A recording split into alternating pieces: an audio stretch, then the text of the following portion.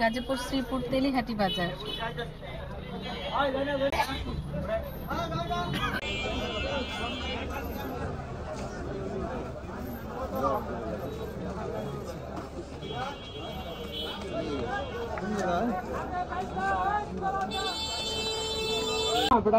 বাজারটা এত জমজমাট, দেখলাম এখনো পর্যন্ত বাজারটা আরো পর্যন্ত যাবে জানি না, তবে যতদূর পর্যন্ত যাচ্ছি বাজারটা এত বড়। আর আজকে বাজারের 3 তারিখ কিনা আমি জানি না, বাজারের থাকে গ্রামে হাট বাজারের একটা নির্দিষ্ট দিন তারিখ থাকে।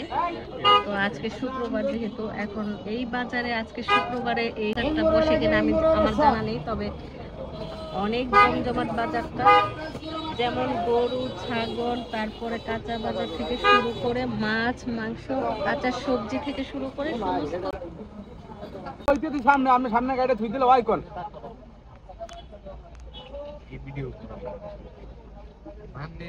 আমরা পুরাই হতাশ।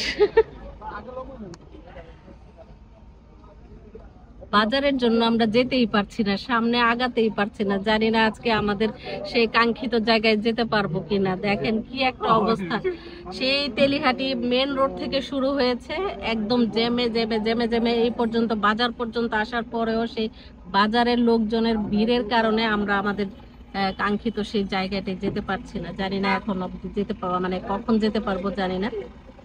তবে দেখেন কি অবস্থা। নারকেল কত করে জোড়া? জোড়া 250। দুইটা তো একই সাইজ লাগে।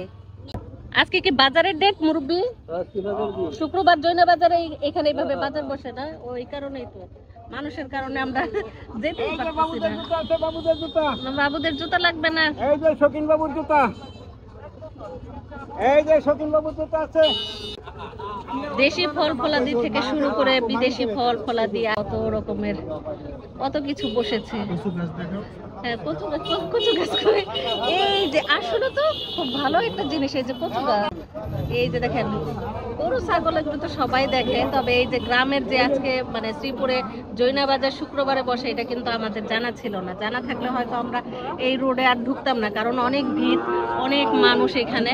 আর কি বলবো, এখানে গরু ছাগলের হাট থেকে শুরু করে কাঁচা বাজার, সবজি থেকে শুরু করে সব রকমের। এই যে দেখেন কি পরিমাণ ভিড়, কি পরিমাণ ভিড় হইলে আমরা যেতেই পারছি না। আস্তে আস্তে এগিয়ে যাচ্ছি, দেখা যাক কি হয়, যেতে পারি কিনা।